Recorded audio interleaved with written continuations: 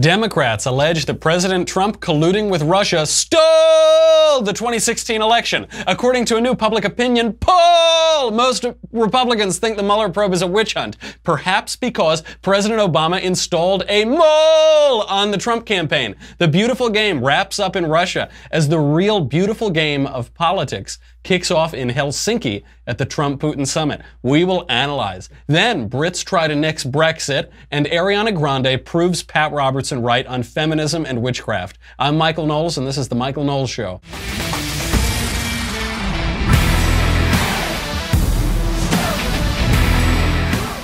So we've got the conversation coming up. It's coming up very soon with the one and only Supreme Lord of the Multiverse, Andrew Klavan. Make sure you tune in for that. That will be coming up. Here is Mr. Klavan to tell you about it.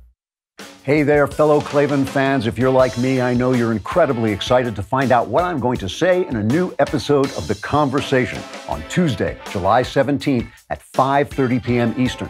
You can catch our live stream on Facebook and YouTube. And if you're a Daily Wire subscriber, you get to ask me questions about issues like these. How do conservatives take back the culture? Everything the left does is magnified because they have the megaphone of the press. I don't understand why otherwise smart, educated people support leftist ideas so much. Because they don't hurt them. Ben says that he finds friends kind of useless.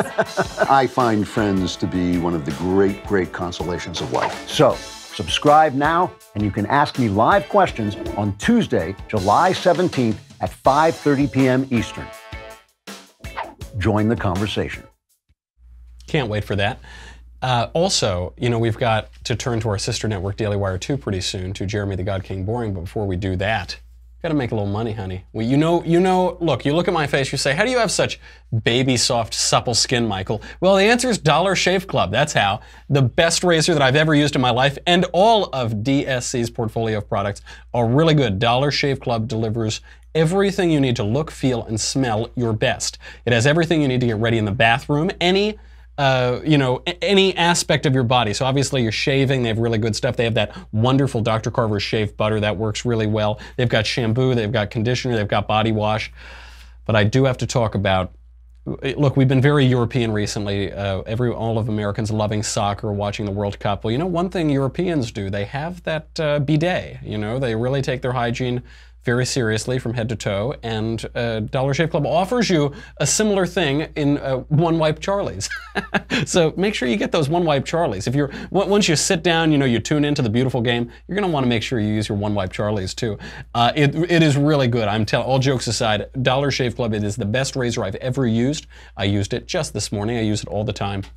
And I always use nice razors, but this is just the best. I think the executive razor has 700 million blades on it. I haven't counted exactly, but it's something like that. It really works very well. Here's a great way to try a bunch of Dollar Shave Club's products. For just $5, you can get their Daily Essentials starter set. It comes with body cleanser, One Wipe Charlies, the portable bidet, and the world famous shave butter, and their best razor, the 6-blade executive. Oh, it's 6. Okay, 6-blade. Keep the blades coming for a few more bucks a month. Add in shampoo, toothpaste, anything else you need for the bathroom. Never have to run to the drugstore again, a thing that I would never do, so I would just use rusted over blades for years at a time. Don't do that. Make sure you order this. It's a really great deal and great value. DollarShaveClub.com/Covfefe, C-O-V-F-E-F-E, DollarShaveClub.com/Covfefe, C-O-V-F-E-F-E. Without further ado, I need to know what happened in the game. Let's turn to our sister network, Daily Wire 2, and Jeremy the God King Boring.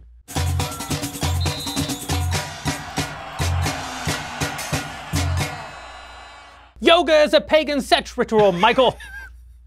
As has been pointed out ad nauseum by comment trolls since this bit first began, the Femme Fatale World Cup is a true World Cup, in which well-paid players from squads all over Europe change jerseys and play up their grandmother's accents to represent the districts beyond Capital City in a televised death match with indecipherable rules meant to provide circus for the masses, while the muckety-mucks eat until they barf and then eat some more. Since it is a truly global competition, it seems appropriate to take instruction from the foremost citizen of the world and the first U.S. president not born on this continent, Barry Soetoro, who, ignoring the actual Christian faith of Dr. Martin Luther King Jr., scolds us that the arc of the moral universe may bend toward justice, but it is not doing so on its own. Indeed, It does so by way of money. And in the end, might finally made right, even in the World Cup, with France GDP $2.46 trillion, obliterating Croatia with its GDP of roughly $50 billion, pretty much destroying every funny joke about the World Cup. Fortunately, we here at the Daily Wire 2 managed to secure an interview with one of America's top soccer players to explain what went so wrong for Croatia and so right for basic capitalist principles. Well, here we are with one of America's foremost soccer experts. Let me ask you, what is your favorite thing about the beautiful sport?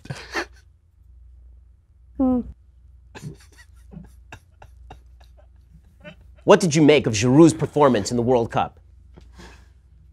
Okay, well, here's a better question. Croatia has a GDP of $50.43 billion. Their chief export is transport equipment. How do you think that factored into their matchup with France, whose three chief exports are cheese, wine, and cowardice? Well, I guess the only question in the aftermath of France and Croatia's final, will Germany rise again?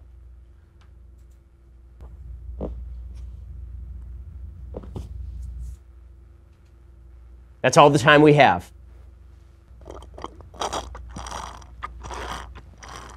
Thank you, Ben, for that very important interview. Of course, the biggest news of the weekend was not France being on the wrong side of history.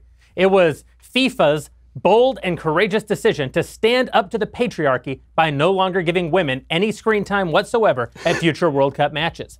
In an official statement, FUFU President Eduardo on the Take claimed that women have no place at the World Cup unless they are homely and insufferable, in which case it's still okay to show them as long as you pay them exactly 0% of what you're paying the male players who are far less interesting to watch. Feminists the world over celebrated the news that American men would no longer have any reason whatsoever to tune in to this mind-numbing snooze fest by cackling like angry hens about how evil men are for no longer tuning in to this mind-numbing snooze fest. The trans community objected to the news that women can no longer be shown at soccer matches simply because they look like women by reminding us that while the gender pay gap is real, gender is not, and that looking like a woman is pretty much the definition of womanhood. That's just science.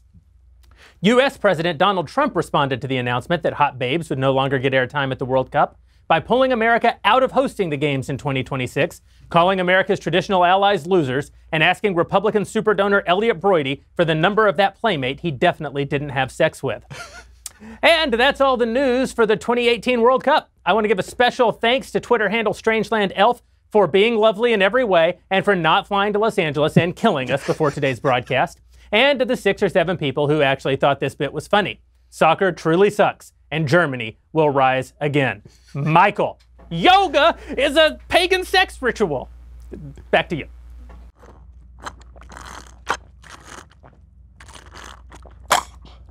Really is the best part of the sport. Really thorough reporting, Jeremy. Yeah. Thank you. So I was really taken all around the world with that. Now, I'll confess to being pretty much out of jokes.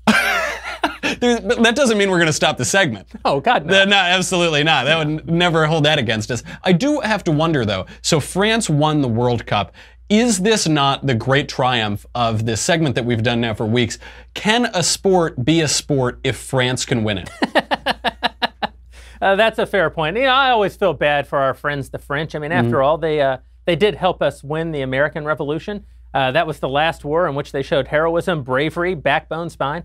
Of course. It worked out well for us. That's true. And then all the people that helped us in that revolution, by the way, promptly had their heads cut off about 10 years later. That's right. As we now fly the flag of the French army. Really thorough reporting, Jeremy. I can't wait to keep talking about this important, beautiful game. When will the next soccer match be that we can watch and talk about?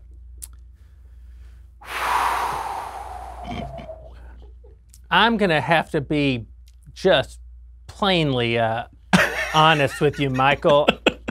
I don't know crap about soccer. I don't know who plays it or when. They built this brand new stadium in Los Angeles. I don't think that's for the World Cup, which is still 8 years from now. Could be. Who knows, really? As far as I know. I will say that according to social media, a lot of people do go to soccer matches at said stadium. which is somewhere in Southern Well, California. I have to give you a lot of props, though, Mr. God King, because your network, our sister network, Daily Wire 2, Yes. really did stream phenomenal coverage of all of the game over the weekend, and people can go check that out. I really liked it at dailywire2.com, so maybe people can check that out. Mr. God King, I can't thank you enough. You've really shown me the light on this beautiful sport, and great news that President Trump is reacting to the cancellation of Babes in that way. Can't wait for the United States never to host the World Cup. He Jeremy, is constant as the North Star. yeah. Jeremy the God King boring everybody. Daily Wire 2. Thank you very much. Bam! Bam. Yoga is a pagan sex ritual. Really good. Speaking of the beautiful games in Russia, let's talk a little bit about the beautiful games of international politics, because that really is the beautiful game. And Hemingway had this great quote about games. He said, "There are only 3 sports: bullfighting, motor racing, and mountaineering. All the rest are merely games." And a more Hemingway quote I don't think I've ever heard. Politics is a beautiful game. It is a game. It's not a sport. The distinction that Hemingway is drawing is between something where you really could die, your life is really on the line, and then games, And what we're seeing now is not war. We're not at war, really. The Trump-Putin summit is not about war precisely.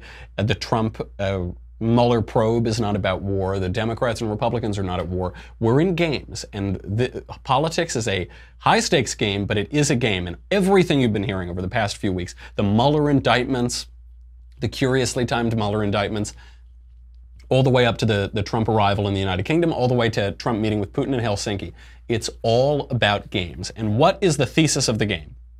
The Democrats' play here, from just their side, is that the president colluded with Russia. That's their position. That's what they're staking out. That's how they're going to play this game. And we have some video of it, don't we, of the president colluding with Russia? Let's see it.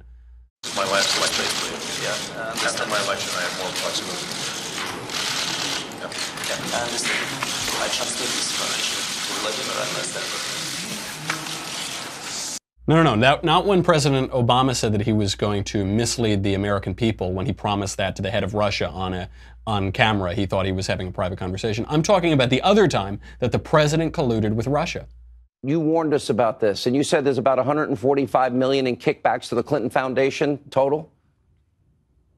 Yeah, that's right. $145 million that we know about comes from a variety of sources, but it's basically 9 shareholders in this Uranium One company, guys like Frank Justra, Sergei Kurzin, and others. And there's a major story to be told there, not only about how this deal was approved, but how this deal was put together, and the fact that the Clintons made a lot of money by basically helping the Russians to corner the world uranium market. No, I'm not talking about that time that former future President Hillary Clinton helped the Russians, took a lot of money by helping the Russians to corner the global uranium market. I'm not talking about that. I'm talking about when the president colluded with Russia, just like all the Democrats have been saying. I established, I think, an effective working relationship with Mr. Medvedev. And as a consequence, Russia's economy was growing. They had the opportunity to begin diversifying their economy. Their relations across Europe and around the world were sound. They joined the WTO with assistance from us. And since Mr. Putin made this decision around Crimea and Ukraine, not because of some grand strategy.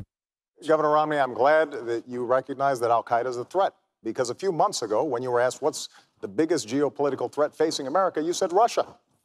Not al-Qaeda, you said Russia. In the 1980s are now calling to ask for their foreign policy back, because the Cold War has been over for 20 years. Well, I was looking for the tape of President Trump colluding with Russia. Maybe the producers in the back can try to find that. We just found a bunch of Democrats colluding with Russia, President Obama and then former future President Democrat Hillary Clinton. They did. And this really does expose the whole Russia narrative as a farce. It's a political game, and they're playing that game, and that's fine, but that's the position we're in. These are not honest brokers here, not the Democrats, not the media, perhaps not even the bureaucrats who are pushing this narrative too. There is a big political game going on. We're going to see who's going to win. The stage it's being played out on is Helsinki. President Trump is getting a lot of flack from the left and from his critics on the right, but it's really undeserved. This is a game. So we'll see how the game is being played. Let's go right in to President Trump meeting with Putin before anything got started here, before the private meeting, before the press conference afterward. They held a little presser, a little meet and greet beforehand. And I got to tell you, you know how it started off in the right way, because President Trump made fun of soccer. Here it is. Well, first of all, Mr. President, I'd like to congratulate you on a really great World Cup, one of the best ever, from what everybody tells me, one of the best ever, and also for your team itself doing so well. I watched quite a bit. In the United States, we call it soccer, and I watched quite a bit of it, and I watched the entire final and the semifinals, and they were really spectacular games, but it was beautifully done. So congratulations on that. So on the level, I don't want to read too much into this, you know, on the 98% of what this is just a nicety, you know, what do you say about somebody who's like a vicious KGB killer who poisons people with polonium? You know, you just sort of say, oh, the games were nice, right? But he did get these kind of barbs in there, which is like, first of all, he implied that he'd never watched soccer before, which is obviously true because nobody has watched soccer before. He also said he refused to call it football, or he said, you know, we call it soccer in America. That little weird thing that you kids do, we call it soccer. We do that. And but he also said that the ones in Russia were some of the best ever, which is obviously true. That's, I think, a little bit of a backhanded compliment, you know, damning with faint praise. But he opens up, he says, yeah, soccer, it was good. And I got to tell you, from the beginning here, part of the Democrat game is that Donald Trump is a total nincompoop. He's a total incompetent idiot politician. And you can't have it both ways. Ben pointed this out on the Bill Maher show the other day. The Democrats' angle here is both that Donald Trump is a total incompetent nincompoop, and also he's a political mastermind genius who colluded with Russia. And you can't have both. You have to pick one. You're not allowed to have both. Democrats are trying to push both narratives right now. They're trying to push it so that any way Trump turns, he's trapped by this Democrat playbook. I think we all have to conclude Donald Trump is a great politician. He's a really good politician. He's good at politics. He's even good at political speech. Here is just a quick example of, I think, the most basic level of political speech, Politics 101. I noticed this in my early days working on campaigns, and I'll show you. This is how President Trump is exemplifying political talk. I think we have great opportunities together as two countries that, frankly, we have not been getting along very well for the last number of years. I've been here not too long, but it's getting close to 2 years, but I think we will end up having an extraordinary relationship. I hope so. I've been saying, and I'm sure you've heard over the years, and as I campaigned, that getting along with Russia is a good thing, not a bad thing.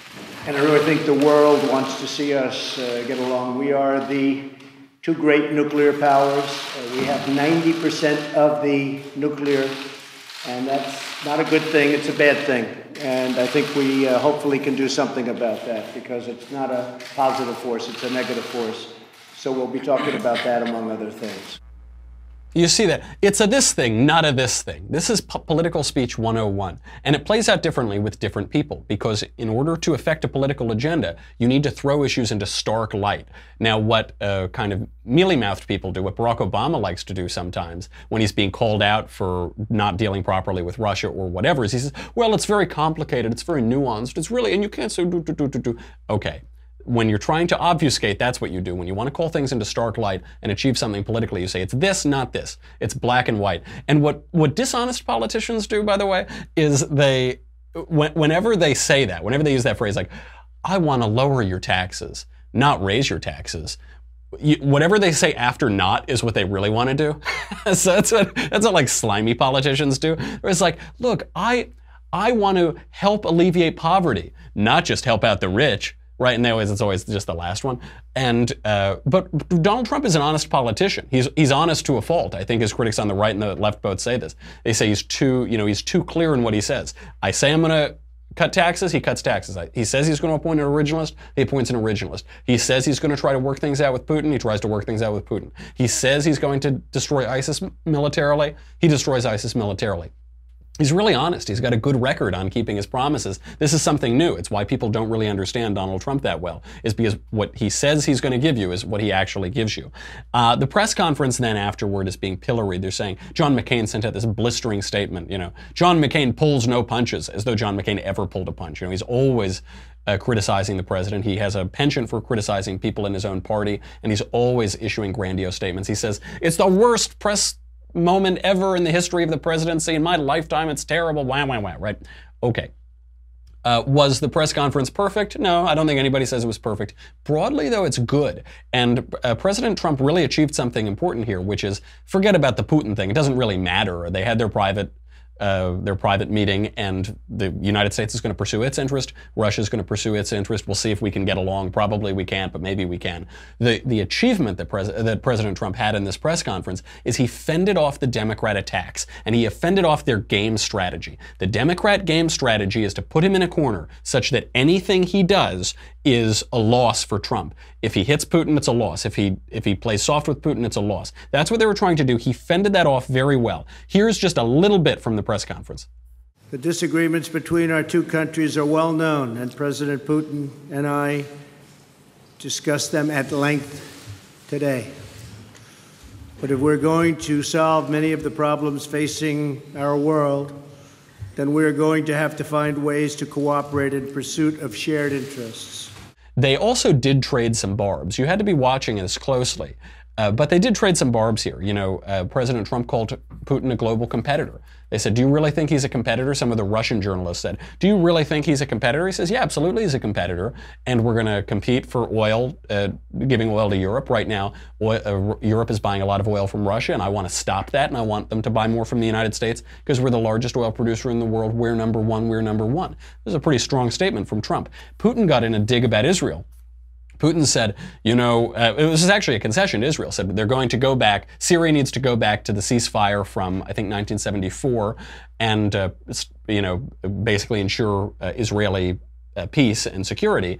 And Putin said, President Trump was really specific about Israel. He was really focusing on Israel. And this was a little dig in there to try to create some turmoil, some domestic turmoil for the United States, but just a little bit of a line. And then President Trump, when he was broadly deflecting questions about the Mueller indictment and the collusion and the this and that, but he did have this line, I forget the exact wording, he did say President Putin's going to answer some questions, he's going to look into this, there's some things being raised. It wasn't this total saying, yes, Putin didn't interfere in our election. He said, well, he's going to have to look into that. He basically takes President Putin's denial for what it is. What are you going to do? He says, we didn't do it. And then he's going to say, yes, you did, damn it. No, that blows up the whole summit. But he did get in there okay, I don't, let's see what we believe from Vladimir Putin. The media then, of course, come in and they try to trash this. So the real game here is the media trying to blow up this summit, put Trump in a position where everything he does is wrong. By the way, these indictments came out last week, the end of last week. Is that a coincidence? I got to tell you, people try to make Bob Mueller and the special counsel look like he's totally above politics. They do this with the Supreme Court. The Supreme Court's totally above politics. Bob Mueller watches the election returns. Bob Mueller watches the presidential calendar. And the Supreme Court watches the election returns too. That's the long-standing political reality of things. Those indictments came out on that day to blow up the summit, to blow up the Putin-Trump summit in Helsinki. That's what it was all about. There are no coincidences in politics. So how did Trump do on that? Well, here is the big blow-up on holding Russia accountable. Here's the press conference. Russia at all accountable for anything in particular? And if so, what would you consider them that they are responsible for? Yes, I do. I hold both countries responsible. I think that the United States has been foolish. I think we've all been foolish. We should have had this dialogue a long time ago, a long time, frankly, before I got to office. That's right. That's the statement. That's the one that he's getting blown up for. He said there's blame to go around for the breakdown in Russia and U.S. ties and cooperation. That's obviously true. Later on he says, the probe is a disaster for our country. It is a disaster for our country, not for Russia's country. It's not drawing some sort of moral equivalence between Bob Mueller and Vladimir Putin, a KGB killer. But he's saying, yes, that the probe, this has been pushed by Democrats, begun by Democrat Oppo, constantly touted by the Democrat media. That has been a trouble for our country, and it has strained U.S. and Russian relations. But is there blame to go around? That's the big question. Is there blame to go around for the breakdown in U.S.-Russian relations? Of course. Of course. Why are we negotiating from a position of weakness? Well, Barack Obama did nothing when Vladimir Putin annexed Crimea. That was a mistake. There's some blame to go around there. Hillary Clinton took money from the Russians and gave them control over a large part of the global uranium market. That was a mistake. That comes to blame. That affects our position. President Obama leaned in and said, I am willing to lie to the American people. I'm going to mislead the American people through my election, and then I'm going to pivot and do the opposite of what I say I'm going to do. Do something different than I'm promising the election. I'm going to give you flexibility. That's a position of weakness. There's been a lot of blame to go around of previous administrations not to take a hard line. The Russian hacking, by the way, took place under the Obama administration. Why didn't they stop it? Why couldn't they prevent it? Why couldn't they deal with it in real time? That was a mistake. There's blame to go around. And that's not drawing moral equivalence between the United States and Russia. I'm very pleased that President Trump is no longer drawing moral equivalence. That's a good thing. That means he's getting better in office. But there is a lot of blame to go around. And the past administration, and the former future president, Hillary Clinton, as Secretary of State, did a lot of damage to that relationship. And it's because they led from behind, because they negotiated from weakness. So the media still wouldn't let up here, though. President Putin almost admitted, by the way, that he did hack the election. Here's Putin. As to who is to be believed and to who's not to be believed, you can trust no one if you take this. Where did you get this idea that President Trump trusts me or I trust him? He defends the interests of the United States of America, and I do defend the interests of the Russian Federation. We do have interests that are common. We are looking for points of contact. There are issues where our postures diverge, and we are looking for ways to reconcile our differences, how to make our effort more meaningful. That's the whole story, folks. That's the whole story. They're saying the big New York Times headline here is Donald Trump gives in to Russia. He won't condemn Putin. He won't scream and try to rip his head off on stage. He's a sellout. He gives in. And Putin's lying and getting away with it. Putin just admitted right there that he hacked the election. That's the confession. That's the big admission. He said, look, what do you mean, because the question is, who should we believe, the U.S. intelligence agencies or Vladimir Putin? Should we trust Putin? And Putin actually comes out and says, why would you trust me?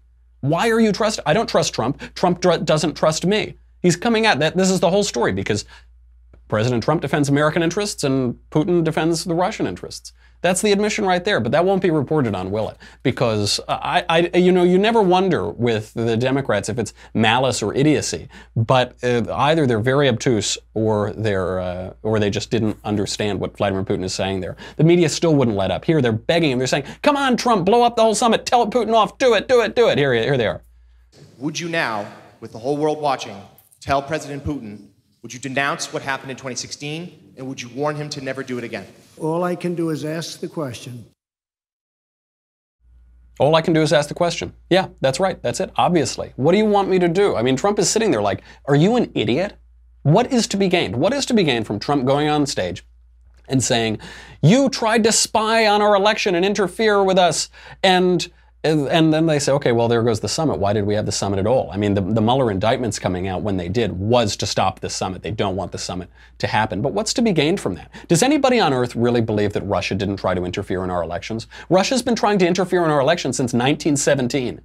Do we really think that all of a sudden they stopped interfering?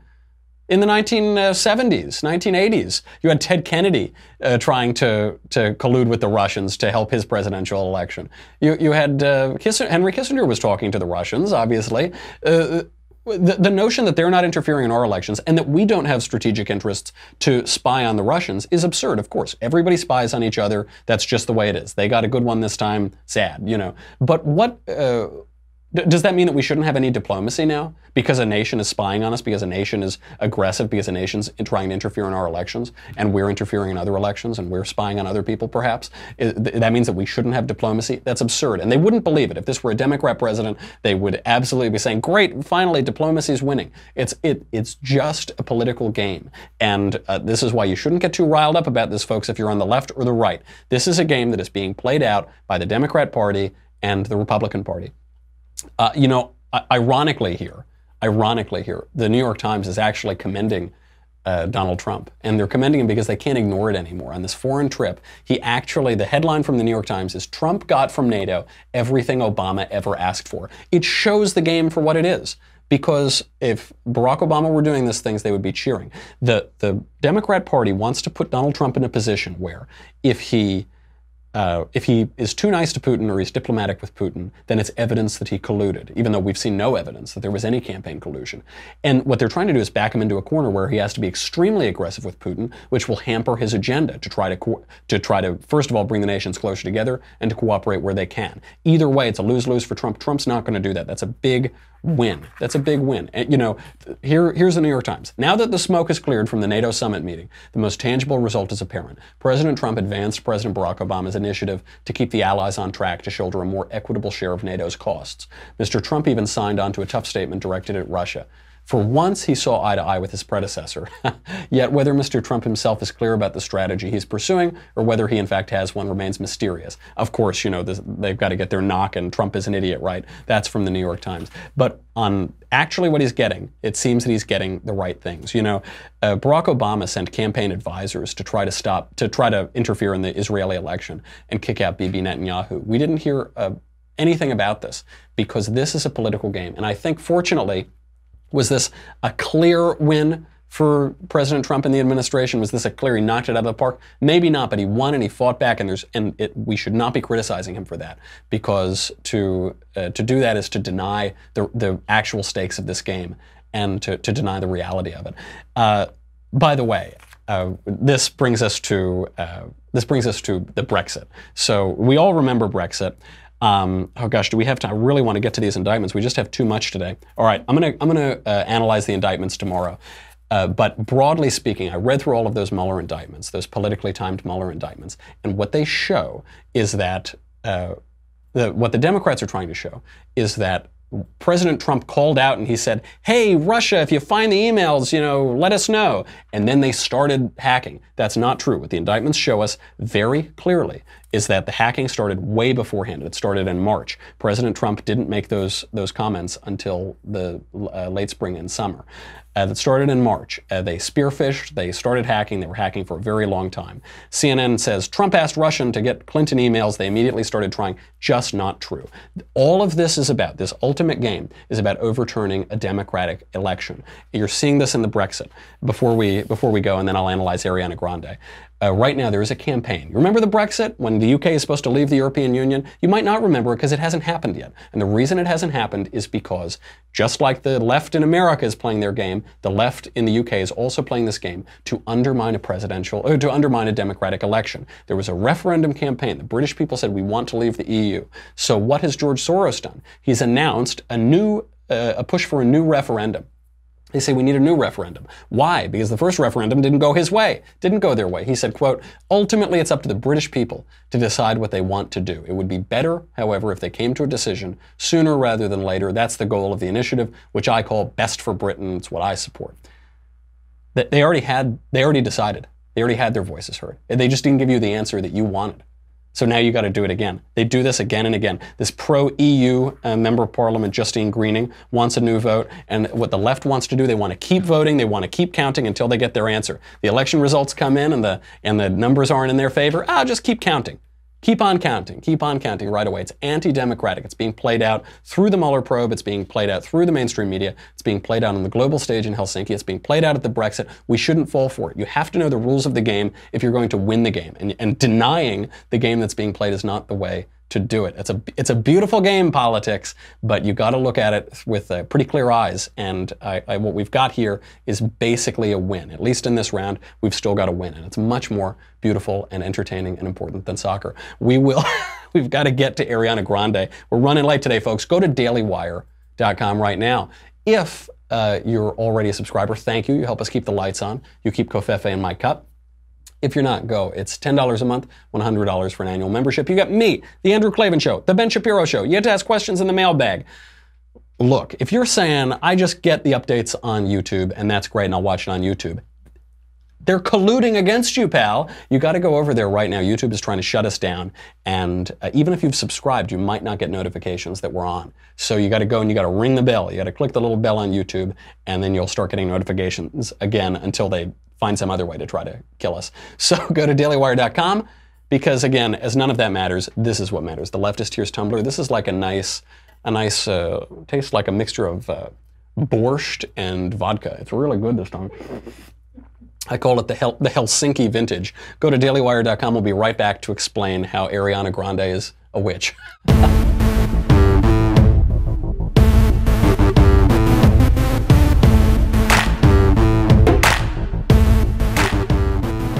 In our remaining moments here, I want to turn to the question. Forget the question about politics. Forget the question about Russian collusion.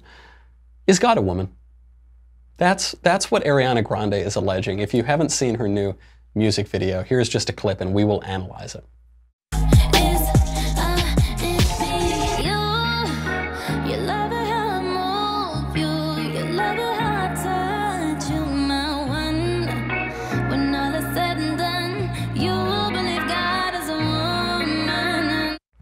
It's a little racy. Are we allowed to play that on the show? I don't know. Play it again. I don't know. So this song that Ariana Grande has come out with, Ariana Grande I think is about 4 years old. I don't know. She's like 25 or something. She's like a teeny bopper, and now she's, big pop star. And I actually kind of like some of her work. I think she's got like a real sense for pop music, which, this is worse than liking soccer for my masculinity card. But this song is really crazy because it's extremely cultic.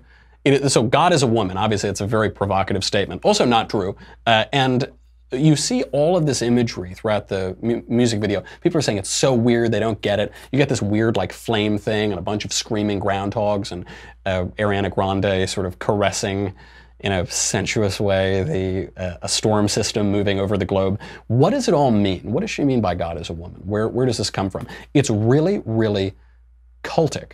Like, Pat Robertson joked about this, and by joking, I mean he probably really believed this, that feminism is tied into the occult, modern leftism is tied into the occult. Ariana Grande is kind of proving that point here. You know, you immediately get all of this anatomic imagery. So you get like this flame that looks kind of anatomical. You get this watery paint bed that has certain designs, the storm system. And it reminds me of Georgia O'Keeffe. She was the one who painted very anatomical looking flowers. You know, when you go to the Georgia O'Keeffe Museum in Santa Fe, you have to watch this video right up front, and they say, Georgia O'Keeffe, people thought she was painting women's anatomy, but that isn't true. And then you go look, and every single painting is pretty graphic and contradicts the video. That's what you're getting here. You're getting a lot of Georgia O'Keeffe imagery and a lot of cultic stuff. It reminds me of like Gilgamesh. You get, kind of this feminist, I guess what it would be like a sacred prostitute. This appears in Gilgamesh, it appears in the Bible. A lot of ancient religions had these sort of sacred prostitutes, and you get a lot of imagery in here. And I was thinking, am I reading too deeply into this? I don't know. The video was released on Friday the 13th. Which is like Friday is the witch's Sabbath in the occult, and obviously everyone knows what Friday the 13th symbolizes. And then later on in the video, you get this book. It's all of these men sort of screaming at her from a book, and she's sitting there like the thinker, the statue of the thinker, and which is based on the sculpture by Rodin, and it's for a doorway surrounding the gates of hell, which is based on Dante. More kind of cultic, dark imagery. Men are throwing words at her, and the book that they're standing in is a history of agriculture. It's these men in history, the history of cultivation. It's written in French, but it's the history of agriculture, how to cult. So at this point, I was pretty sure that that's what's going on. Then Ariana Grande appears in front of this three-headed dog, Cerberus, It calls to mind, you know, this dog of the underworld. When you try to come for me, I keep on flourishing, she says. Really, you know, poetry. And then there's this crazy scene where these groundhogs just jump up from the ground, this dry earth, and start screeching in this awful voice. And so I read a piece on Patheos, a great website that has a lot of religious stuff, by Matt Oren, who is a gay male witch. Do with that what you will. And he says that this is all a reference to the pagan holiday of Imbolc, which coincides with the Christian holiday of Candlemas. And it's a celebration of this goddess's return to the land to bring water to this dry land and the light taking over the darkness. And you see a total one-for-one in the imagery there. The imagery of Groundhog's Day, the light taking over the darkness, and the dry land, and then the water imagery immediately comes afterward. And then there's another image of Ariana Grande like a she-wolf, and like the little kids Romulus and Remus sort of suckling from her. I hope I'm not making this sound sensuous. It isn't. It's pretty gross looking. But I'm really shocked by this, because all the times you hear these right-wing sort of people say pop culture is awful, it's perverting the minds of people, it's cultic, it's this, it's that. And it's just so easy to brush them off. And who cares? Do I think that a whole generation is going to be destroyed by some stupid music video? No. But it is all cultic imagery. It does really have a point. And very easily in our political discourse, it's easy to brush things off and say, oh, you're thinking too much. Oh, well, you know who else thought too much? The person who made this video. They were thinking a lot too. They were putting images there pretty intentionally. There are a lot more references in it that we don't really have time to get into. But it does really make you think. I did this video for PragerU where I said, you got to watch your language. People say, oh, who cares if you use illegal alien or undocumented immigrant? Who cares? It's just semantics. Those words, those little things, they really matter. One of the characters on The Crown a couple seasons ago, he said, you know, it's in the small things that the rot begins. You got to really look out for that. And it totally reminds me of that Pat Robertson quote. Perhaps you've heard it. I'll leave you on this note today because we got to go. But it is the greatest quote in political history. From Pat Robertson, he's the squinty guy on the Christian Channel. He says, the feminist agenda is not about equal rights for women. It is about a socialist, anti-family political movement that encourages women to leave their husbands, kill their children, practice witchcraft, destroy capitalism, and become lesbians. I'm not going to unpack that. I'll let Ariana Grande do that for you. I'll let soccer, which is an outgrowth of that, do that for you. But I'll leave you on that note today. We've got some great guests coming up this week. I can't wait for you to tune in for it. Now that we've covered all of the political gamut for the last 3 days, we can get back to more broader things tomorrow. In the meantime, I'm Michael Knowles. This is The Michael Knowles Show. I'll see you tomorrow.